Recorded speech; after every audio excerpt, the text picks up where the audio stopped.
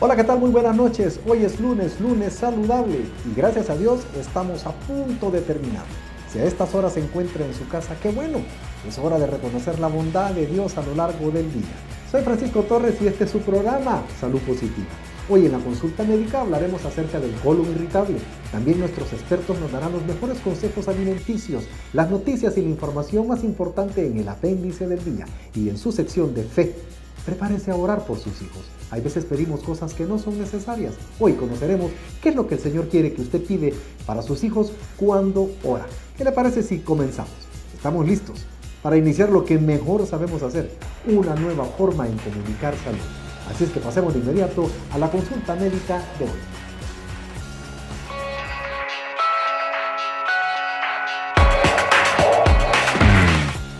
¿Ha escuchado hablar de la colitis nerviosa, colitis espástica o colon espático? Seguro ha escuchado hablar de ellas. Todas estas denominaciones se consideran hoy erróneas e incompletas. Su verdadero nombre es colon irritable o síndrome del intestino irritable. Es un cuadro crónico que puede ser repetitivo. Es caracterizado por la existencia de dolor abdominal y cambios en el ritmo intestinal. Hasta hoy, no se conoce ningún mecanismo único que explique por qué los pacientes sufren estos síntomas de forma crónica y repetitiva. Lo cierto es que entre un 10 al 20% de la población puede padecerlo. 75% no consultan al médico y es una importante causa de ausentismo laboral. Para hablar del tema nos acompaña el médico gastroenterólogo Dr. Ricardo Salazar Quesada. Adelante, Francisco.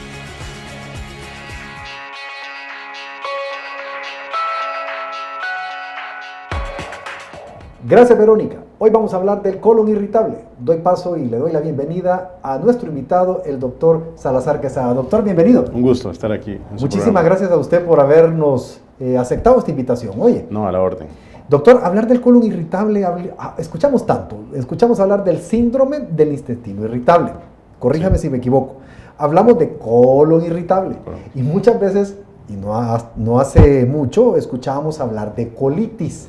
¿Esto es correcto? Es una evolución que ha venido desde hace muchos años y prácticamente hasta ahora, hoy en día, se da una nueva nombre, síndrome de individuo irritable. Entonces, esto como que viene evolucionando durante varias décadas y pues es lo mismo, es la misma identidad conocida a través de muchos años e interpretada por diferentes médicos. ¿Y por qué síndrome, doctor? Engloba una cierta número de síntomas y signos en donde el paciente ya se puede clasificar, dado que hay muchas enfermedades que pueden parecer iguales, pero hay que definirlas. Ahora, ¿qué es entonces el síndrome del colon irritable, doctor? El síndrome de colon irritable actualmente se clasifica como una entidad funcional, ¿verdad? Hay nuevos criterios y a partir de no hace muchos años que se estableció ya un grupo de consenso, un grupo de expertos, especialistas solo en esto, y hacen alarde a sus criterios, los criterios de Roma. Entonces actualmente el síndrome de colon irritable pues viene precedido por una serie de síntomas, especialmente dolor abdominal que está asociado con las evacuaciones intestinales. Entonces hay una serie de criterios, pueden ser asociados con diarrea, con estreñimiento, distensión abdominal. Si el paciente logra llenar varios de estos requisitos, pues se puede considerar y se puede empezar a hablar de lo que es síndrome de colon irritable. ¿Y estas manifestaciones, doctor, ocurren normalmente después de ingerir alimentos o ocurre cuando nos acostamos o cuando es que realmente desencadena esta serie de síntomas? Hay un abanico de síntomas y pueden estar relacionados muchos factores. Está relacionado prácticamente con la ingesta de las comidas, ¿verdad? Cómo ha sido nuestro hábito alimenticio y también con el entorno psicosocial que llevamos. En eso se desarrolla esta entidad, pues, y no es una entidad que debiera de preocupar mucho a la población, aunque para los sistemas de salud contrae muchos gastos y trae muchas deserciones laborales, pérdidas, ¿verdad? Pero no es nada de qué alarmarse. Doctor, ¿Cuáles son los verdaderos síntomas? Usted dice hay una cadena, hay un abanico de síntomas, Sí. pero si yo le dijera cuáles son los síntomas cardinales, los síntomas frecuentes, los que nunca desaparecen cuando usted diagnostica un colon irritable. Dolor abdominal asociado a las defecaciones. Okay. Y de ahí podemos encontrar otros menos importantes como la distensión abdominal, la expulsión de gases, ¿verdad? También diarrea o estreñimiento, Okay. que pueden estar asociados a el dolor abdominal relacionado con las evacuaciones. Habla de distensión abdominal. Para que nuestros amigos nos entiendan, doctor, esto es como embotado. Embotado, lo que la población llama embotado, o me siento muy panzoncito, me siento muy distendido. Hay bastantes sinónimos que ocupa la población para definir esta entidad. Y no es más pues que la acumulación de gases, ¿verdad? Y que logran distender un poco la pared abdominal, ¿verdad? Las asas intestinales, y eso conlleva a tener esa sensación de estar como lleno por dentro. Doctor, ¿y qué es el colon? Pues el colon es un órgano tubular que mide 2 metros aproximadamente. ¿Es el mismo intestino, doctor? Es el mismo intestino, lo único que la palabra colon, la denominación colon es para la última parte del tracto Okay. intestinal. Y intestino lo relacionamos más con intestino delgado.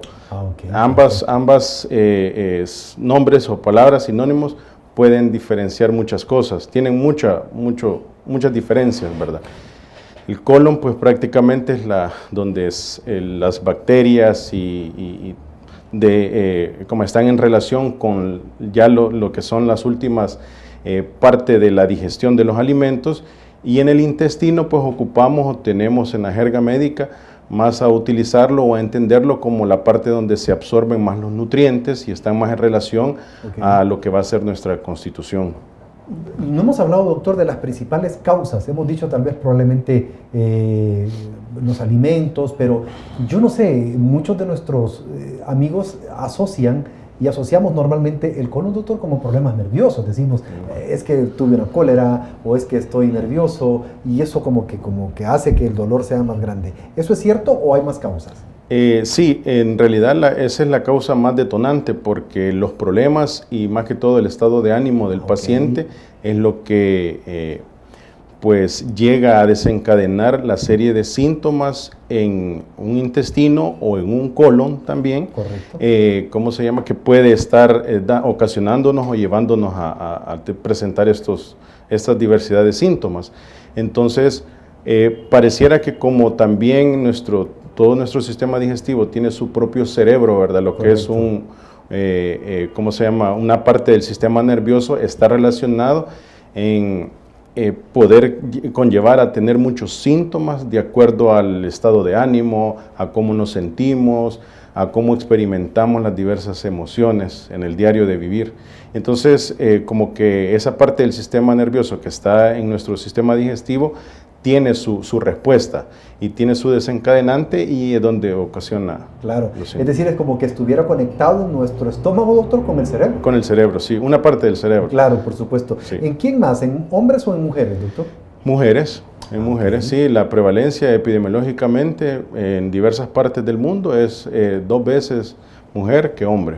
¿Y hay algunos medicamentos que desencadenan también colon irritable, doctor?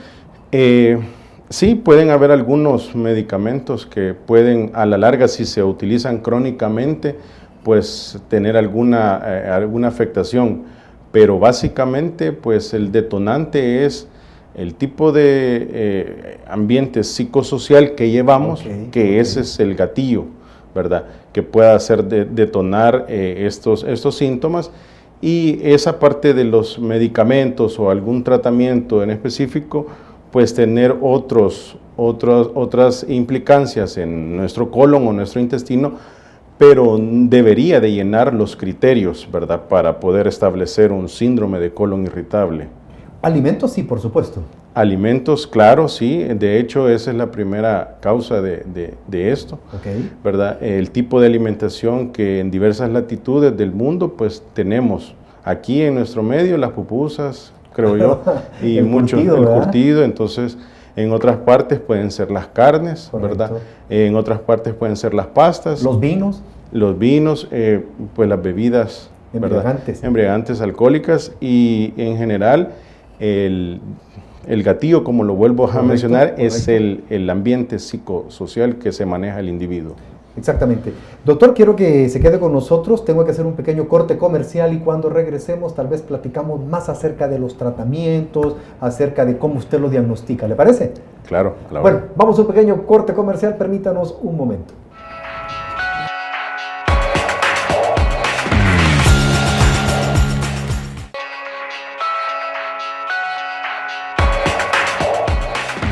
¿Sabía que el estrés es una de las causas principales del colon irritable? Sí, el estrés vuelve a aparecer otra vez, como una de las principales causas de las enfermedades que padecemos. Por tanto, se podría decir que el origen es psicosomático. Comúnmente, las personas con colon irritable tienen altos niveles de estrés y ansiedad. Puede afectar tanto a niños, adolescentes y personas adultas. Piensa que el cerebro y el intestino están muy relacionados y tus estados de ánimo influyen en tus secreciones intestinales. Por ejemplo, si pasas nervios, miedo, ansiedad o tristeza, puedes segregar más bilis y esta bilis puede producir más diarreas o cambios en tu tránsito intestinal. Intenta controlar tus estados de ánimo poniendo más interés en ocuparte que preocuparte. Y es algo que puedes hacer tú mismo. Recuerda, cada caso de colon irritable es diferente y te recomendamos que comiendo bien mejoras tu salud y ante la duda, consulta con tu médico.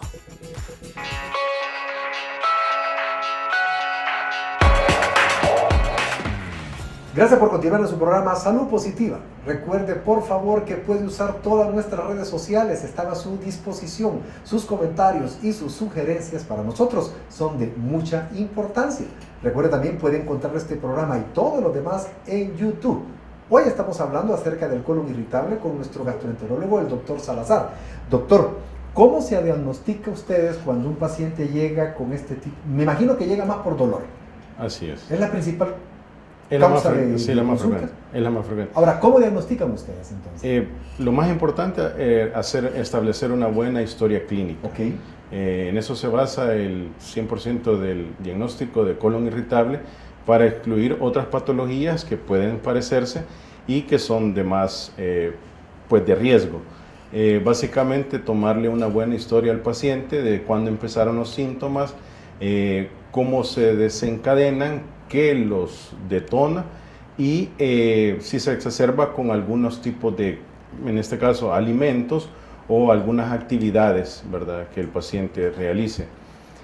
Más que todo es tener la confianza con el médico de contarle de todo acerca de los síntomas, cómo son, cómo los entiende el paciente. Correcto. Para que uno los logre interpretar. ¿Cuándo aparecen, verdad, doctor?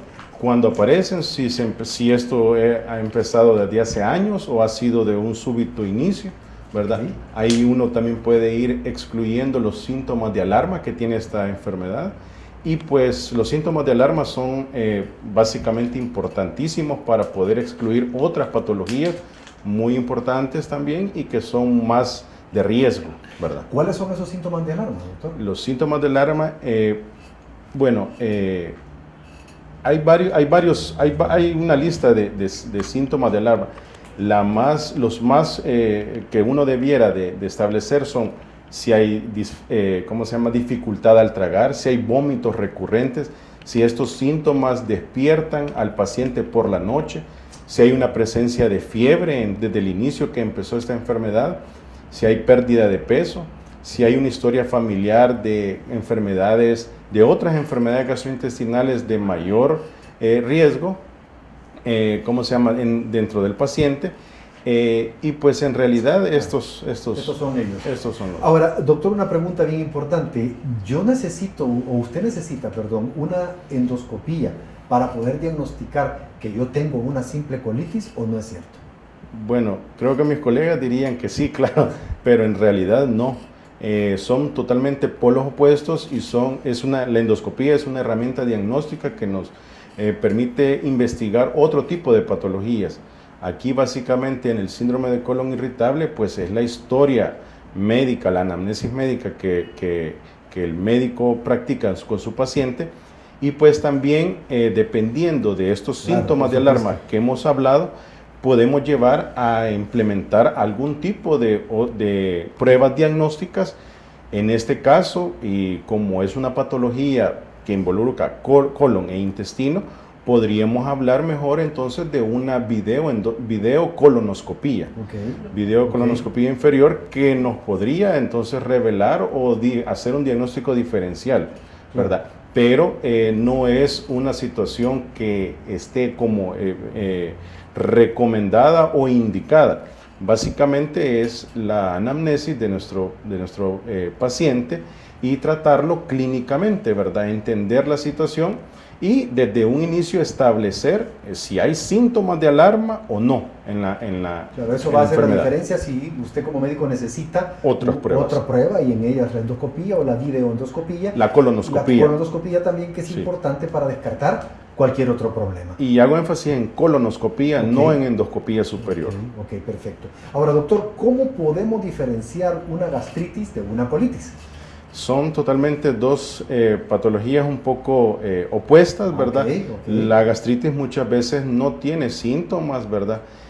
Aunque el principal síntoma es dolor abdominal superior.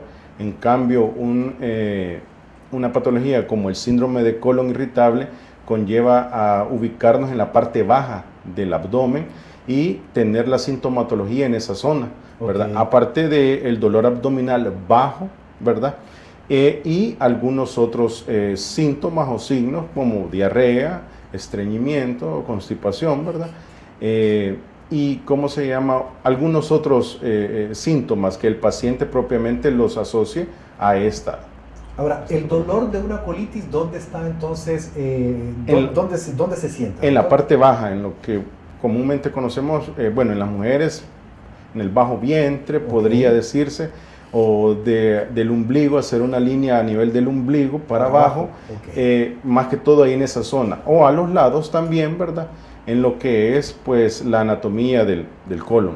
Doctor, se escucha también hablar mucho acerca de la enfermedad inflamatoria intestinal. Esto es totalmente diferente, pero sí creo que es un poco más delicada. Sí, claro, las enfermedades inflamatorias intestinales sí son ya un grupo de patologías que pues en nuestro medio pues se están empezando a diagnosticar un poco más, ¿verdad? Debido pues al crecimiento y al entendimiento de estas patologías y a los estudios diagnósticos que están más al alcance ahora de la población. Básicamente pues puede tener alguna similitud con los síntomas clínicos, ¿verdad? Pero la historia y la evolución y el trayecto de una enfermedad inflamatoria viene muy diferente en comparación con una del síndrome de colon irritable. Doctor, ¿y el tratamiento en sí de una colitis, cuál sería? Bueno, el tratamiento en sí se basa y se determina en base a los síntomas. Desde la práctica clínica podemos implementar medidas, opciones de tratamiento con algunos medicamentos, ¿verdad?, que modifiquen o que alivien estos síntomas. Básicamente los síntomas más cardinales son distensión abdominal, dolor abdominal, ¿verdad?, diarrea y estreñimiento. En base a estos síntomas podemos determinar los medicamentos o el tratamiento. Pueden ser dietas, puede ser terapia psicosocial también, ¿verdad?, o psicológica.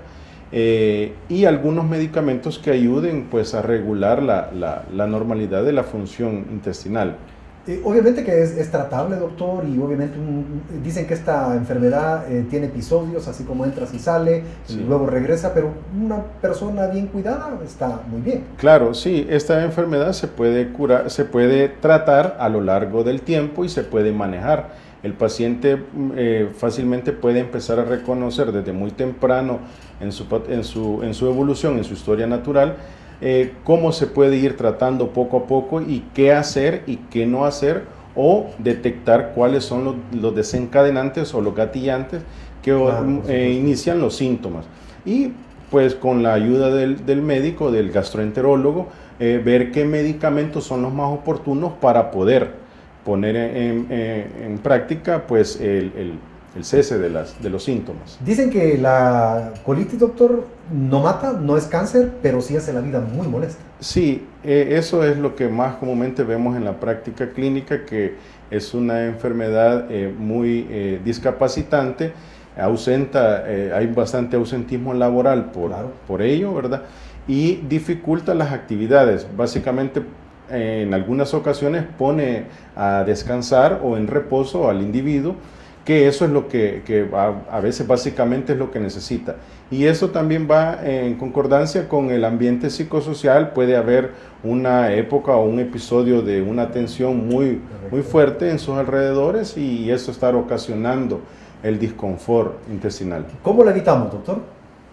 ¿Cómo lo evitamos? Pues tener buena salud mental. Okay. Eso es lo primero. Estar tranquilos, agarrar las cosas con calma. Así es, eso es lo básico. Los alimentos también, ¿verdad? Y de ahí una buena orientación por el médico gastroenterólogo de reconocer síntomas, signos, ¿verdad? Okay. Y tratamientos cortos que ayuden a poder restablecer su actividad normal a la vida productiva.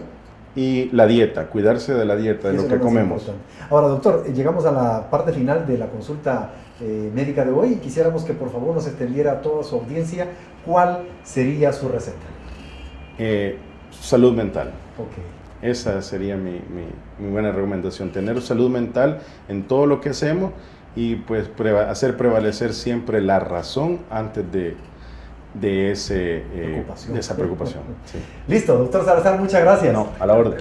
Muchas gracias por haber venido. Ustedes, amigos televidentes, por favor no se preocupe, ocúpese. Alguno de esos síntomas, lo más importante es que usted los tome en cuenta para poder consultar a tiempo. Si usted consulta a tiempo, va por supuesto a evitar complicaciones. Momento de pasar a los expertos. Hoy en nuestros expertos vamos a ver acerca de los alimentos y consejos alimenticios para, por supuesto, evitar los problemas de colon irritable. Pasemos a los expertos. Nos acompaña hoy la licenciada Argueta.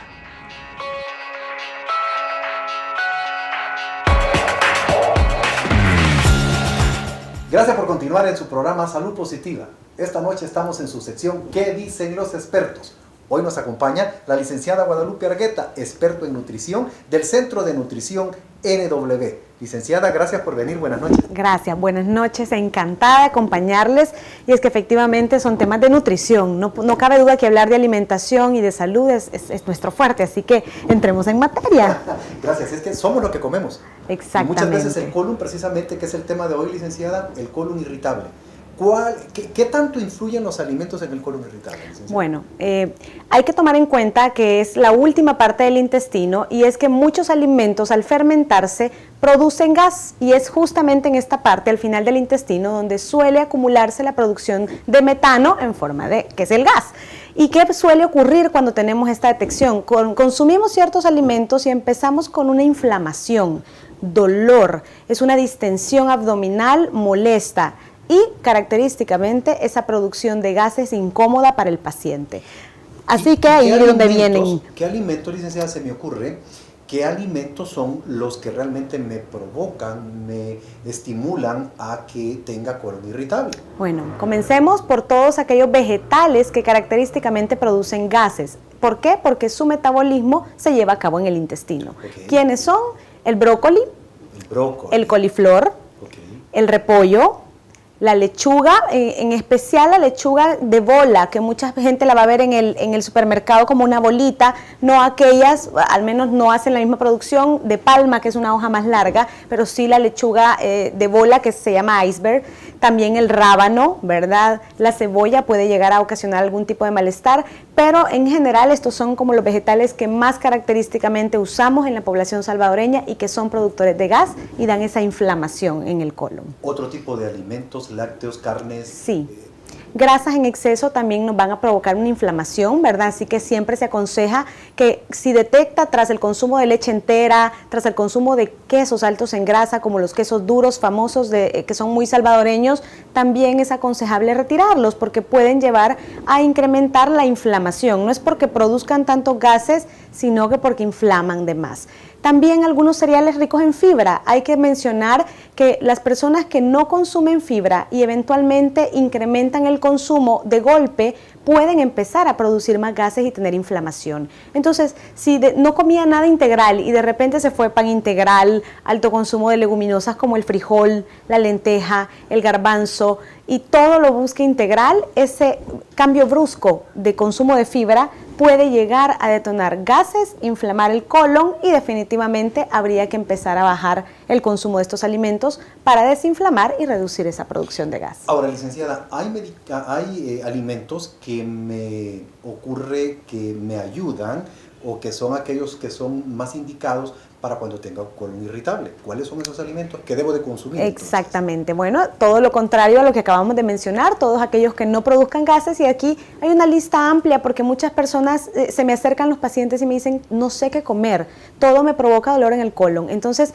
vamos a hacer una lista sencilla: vegetales, huisquil, pipián, zanahoria, son vegetales cocidos. Siempre animo a que se vaya más por la versión de vegetales cocidos que frescos, porque son de más fácil digestión que todos aquellos frescos. En el caso del colon hay que dejarlo descansar un poquito más y evitar esa producción de gas. Frutas, efectivamente, si puede retirar la piel va a ser mucho más fácil la digestión, ¿verdad? Va a haber menos fibra en ese momento para hacer descansar al colon, entonces puede utilizar la manzana peladita, puede usar guineo, puede usar pera, mandarinas. Los cítricos en este caso no son problemas. Muchas personas lo asocian gastritis con colitis, son dos cosas completamente diferentes, por lo que cítricos sí puede utilizar, solo que evite aquellas cosas muy altas en azúcar, porque el azúcar también se fermenta en el colon. Entonces es importante que todo lo que se fermenta lo vayamos reduciendo. Lácteos, disminúyalo gradualmente, de preferencia evite leche de vaca en ese momento, ¿verdad? Evite quesos duros, puede irse por una versión de lácteos descremados como el famoso requesón, un queso fresco, que va a ser mucho mejor tolerado por su organismo. Y puede comer perfectamente carnes blancas, disminuya o elimine de su alimentación temporalmente las carnes rojas para poder dejar descansar el colon. Listo, licenciada. Muchísimas gracias por todos sus consejos. Gracias, encantada. Un placer, que tengan feliz día. A ustedes, amigos televidentes, por favor, continúe con nosotros. Tenemos más de su programa Salud Positiva.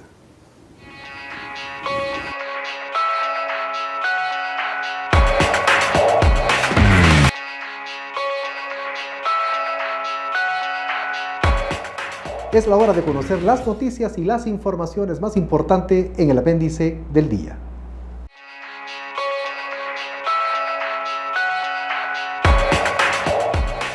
Advertencia por llegada de vientos y uso de pólvora. Autoridades piden a la población tomar las medidas necesarias para evitar personas quemadas por pirotécnicos, así como evitar que estos productos causen incendios. Diciembre ha sido tradicionalmente el mes en el que se incrementan los casos de quemados por pirotécnicos e incendios provocados por estos. La ministra de Medio Ambiente y Recursos Naturales, Lina Pol, recordó que existe un orden de que durante los vientos fuertes no puede haber quema.